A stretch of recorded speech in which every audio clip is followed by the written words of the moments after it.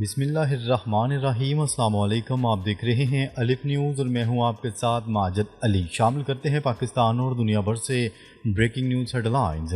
بھارت کا 100 طیاروں کے ساتھ پاکستان پر بڑے حملے کا منصوبہ بے نقاب۔ 7 مئی 2025 کو بھارت نے پاکستان پر ایک بڑے فضائی حملے کا منصوبہ تیار کیا تھا جس میں 100 جنگی طیارے شامل تھے۔ یہ منصوبہ اسرائیل کے اس حملے سے متاثر تھا جو اس نے ایران پر کیا تھا، لیکن اسرائیل کا یہ حملہ بھی ناکام رہا تھا۔ بھارتی طیاروں کو رات 1 بجے پاکستان کی حدود میں داخل ہو کر مختلف شہروں کو نشانہ بنانے کا حکم تھا، خاص طور پر لاہور، سیالکوٹ اور کشمیر میں بھارتی فورسز کی زمینی کارروائیوں کا بھی اعلان تھا، لیکن پاکستانی فضائیہ نے جدید چینی ٹیکنالوجی استعمال کر کے اس حملے کو روک دیا اور بھارت کو پسپا ہونا پڑا۔ پاکستانی فضائیہ کی جوابی کارروائی سے بھارتی فضائیہ میں خوف و ہراس۔ پاکستانی ریڈار اور سیٹلائٹ سسٹم نے بھارتی طیاروں کی پیش قدمی بر وقت نوٹ کی۔ پاکستانی فضائیہ نے اپنی حدود میں رہتے ہوئے بھارتی طیاروں کو نشانہ بنایا۔ سی ڈی ایس نے خود تسلیم کیا ہے کہ بھارتی پائلٹس 48 گھنٹوں تک حملے کے لیے تیار نہیں تھے۔ بھارتی فضائیہ میں اتنا خوف تھا کہ کوئی بھی پائلٹ رافیل لے کر پاکستان پر حملہ کرنے نہیں نکلا۔ یہ حملہ اس قدر شدید تھا کہ بھارتی پائلٹس کی ہمت جواب دے گئی اور بھارت کو دفاعی پوزیشن اختیار کرنا پڑی۔ بھارت کا حملہ ناکام، 6 طیارے گرنے کا عالمی انکشاف۔ بھارتی chief of defence staff C D S نے تسلیم کیا ہے کہ پاکستان نے 6 بھارتی طیارے مار گرائے۔ ابتدائی طور پر بھارت نے اس نقصان کو چھپانے کی کوششیں کی، لیکن بین الاقوامی میڈیا نے حقائق افشا کر دیے۔ سی ڈی ایس نے کہا ہے کہ تعداد اہم نہیں، بلکہ یہ سوچیں کہ طیارے کیوں گرے۔ اس اعتراف سے بھارت میں عوامی مورال مزید کمزور ہو چکا ہے اور حکومت پر دباؤ بڑھتا جا رہا ہے کہ اب بھارتی حکومت اس ناکامی کا الزام فوج اور فضائیہ پر ڈال رہی ہے تاکہ سیاسی نقصان سے بچا جا سکے۔ چین کی ٹیکنالوجی نے پاکستانی دفاع کو ناقابل شکست بنایا۔ پاکستانی فضائیہ نے چینی ٹیکنالوجی سے لیس PL-15 میزائلوں کا استعمال کیا۔ ان ہتھیاروں نے بغیر پاکستانی فضائی حدود کے خلاف ورزی کیے دشمن کو نشانہ بنایا۔ یہ ایک ایسا حربہ تھا جس نے دشمن کو الجھن کا شکار کر دیا اور کارروائی سے روک دیا۔ یہی ٹیکنالوجی آئندہ ممکنہ چائنا امریکہ جنگ میں بھی استعمال ہونے کے امکانات ہیں۔ پاکستانی ایئر ڈیفنس سسٹم اب اتنا موثر ہو چکا ہے کہ کسی بھی بڑے حملے کو مؤثر انداز میں روک سکتا ہے۔ بھارت کا آپریشن سندور ناکام، اگلی جنگ کی تیاریاں جاری۔ بھارت نے آپریشن سندور کو مکمل قرار نہیں دیا اور آئندہ بدلہ لینے کی تیاریاں کی جا رہی ہیں۔ رافیل طیاروں کے گرنے اور پائلٹس کے پکڑے جانے سے بھارت عالمی سطح پر رسوا ہوا۔ اب بھارت پراکسی وار، ڈرون حملوں اور نئی حکمت عملی پر کام کر رہا ہے۔ مودی حکومت نے اگر یہ جنگی منصوبہ ناکام ہوتا دیکھا تو ذمہ داری فوج پر ڈال دی۔ اگلی جنگ میں تباہی کا امکان مزید بڑھ چکا ہے اور خطہ ایک نئے خطرناک مرحلے میں داخل ہو چکا ہے۔ چین تائیوان پر حملے کے قریب، امریکہ نے اتحادی ممالک کو جنگی تیاریوں کا حکم دے دیا۔ امریکہ کے وزیر دفاع نے اپنے اتحادی ایشیائی ممالک جاپان، فلپائن اور جنوبی کوریا کو خبردار کر دیا ہے کہ وہ فوری طور پر اپنی افواج کو الرٹ کر دیں۔ انہوں نے دفاعی بجٹ بڑھانے، اسلحہ اسٹاک کرنے اور امریکہ کے ساتھ مل کر جنگی مشقوں کی ہدایات دی ہیں۔ انٹیلیجنس رپورٹ کے مطابق چین کسی بھی وقت تائیوان پر حملہ کر سکتا ہے۔ اس منصوبے میں صرف 58 منٹ کے اندر تائیوان کا مکمل کنٹرول حاصل کرنے کی حکمت عملی تیار کی گئی ہے۔ امریکہ اس صورتحال کو تیسری عالمی جنگ کا آغاز قرار دے رہا ہے۔ امریکہ کا چین کے خلاف نیا جنگی پلان، تائیوان پر کنٹرول کی صورت میں سخت رد عمل کی دھمکی۔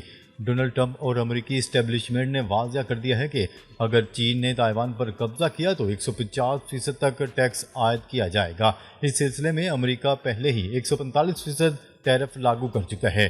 چین کو معاشی طور پر تنہا کرنے کے لیے اتحادی ممالک پر دباؤ ڈالا جا رہا ہے کہ وہ چین سے اتحاد ختم کر دیں۔ ڈونلڈ ٹرمپ کا منصوبہ ہے کہ تمام مغربی ممالک کو چین کے خلاف ایک صف میں کھڑا کیا جائے۔ یہ معاشی جنگ آنے والے دنوں میں عسکری تصادم میں تبدیل ہو سکتی ہے۔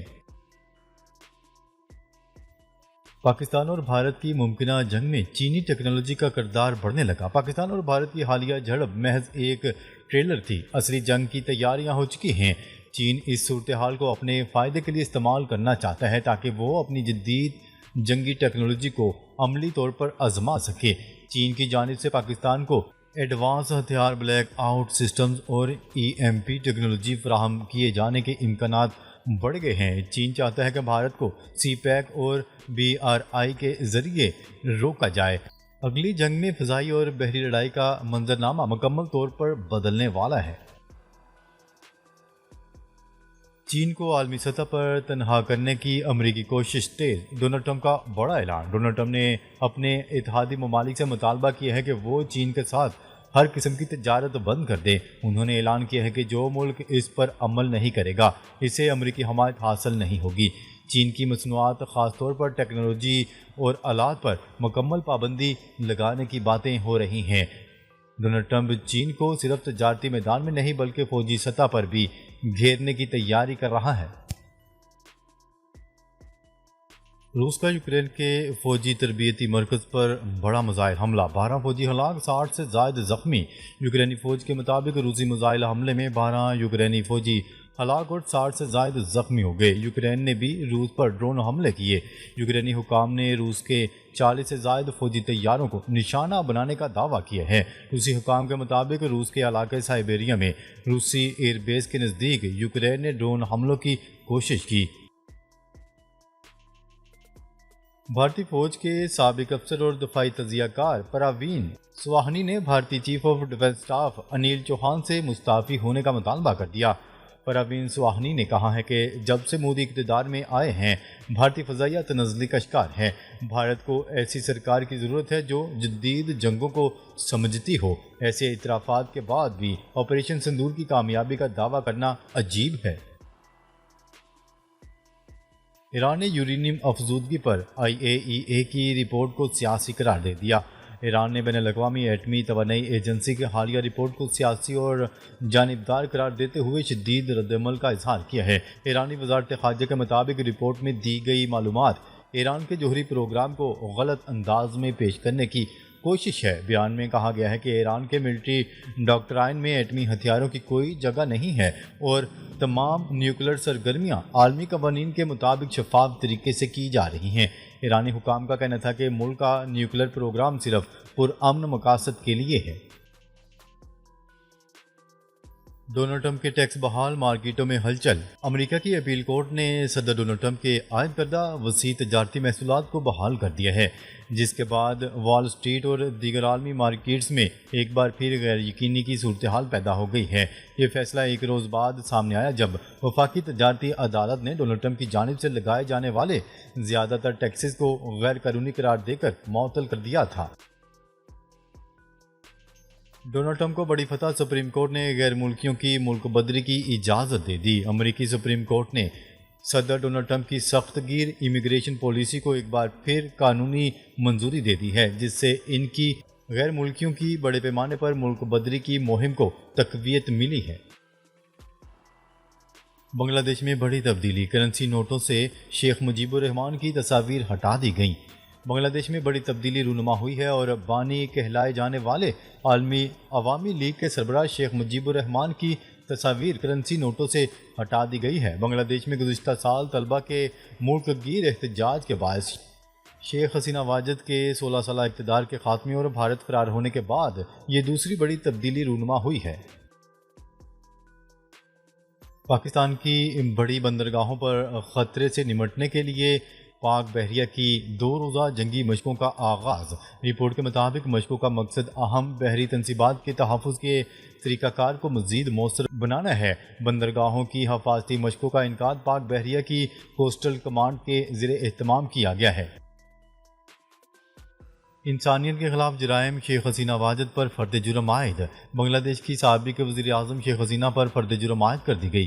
میڈیا رپورٹس کے مطابق حسینہ واجد پر انسانیت کے خلاف جرائم پر مقدمہ درج کیا گیا تھا۔ بنگلہ دیشی میڈیا کے مطابق حسینہ واجد انٹرنیشنل کرائم ٹریبیونل میں فرد جرم پڑھ کر سنائی گئی ہے۔ انٹرنیشنل کرائم ٹریبیونل میں سماعت کو براہ راست نشر بھی کیا گیا۔ غزہ میں اسرائیلی بربریت جاری، مزید 31 فلسطینی شہید۔ غزہ میں اسرائیلی بربریت کا سلسلہ جاری ہے۔ غزہ میں امداد کے لیے جمع فلسطینیوں پر اسرائیلی فوج کے ٹینکوں سے گولہ باری اور فائرنگ سے کم از کم 31 فلسطینی شہید اور 100 سے زائد زخمی ہو گئے۔ نائجیریا میں سیلاب سے تباہی، 151 افراد ہلاک، ہزاروں بے گھر۔ غیر ملکی میڈیا کی رپورٹ کے مطابق سیلاب سے سب سے زیادہ نائجیریا کا وسطی علاقہ موقوع متاثر ہوا، جہاں 3000 سے زائد لوگ بے گھر ہو گئے ہیں۔ بنگلہ دیش کی سپریم کورٹ نے جماعت اسلامی کی رجسٹریشن بحال کر دی۔ خبرساں ادارے کی رپورٹ کے مطابق بنگلہ دیشی سپریم کورٹ نے جماعت اسلامی کی رجسٹریشن منسوخی کا فیصلہ واپس لے لیا۔ عدالت نے پارٹی کو الیکشن کمیشن میں بطور سیاسی جماعت رجسٹرڈ کروانے کی اجازت دے دی۔ فیصلے کے بعد جماعت اسلامی بطور سیاسی جماعت آئندہ عام انتخابات میں حصہ لینے کی اہل ہوگی۔ یاد رہے حسینہ واجد کے دور حکومت میں جماعت اسلامی رجسٹریشن ختم کی گئی تھی۔ ناظرین، اب تک کے لیے اتنا ہی۔ مزید خبریں لے کر بہت جلد آپ کی خدمت میں حاضر ہوں گے۔ تب تک کے لیے اپنا خیال رکھیے گا۔ اللہ نگہبان۔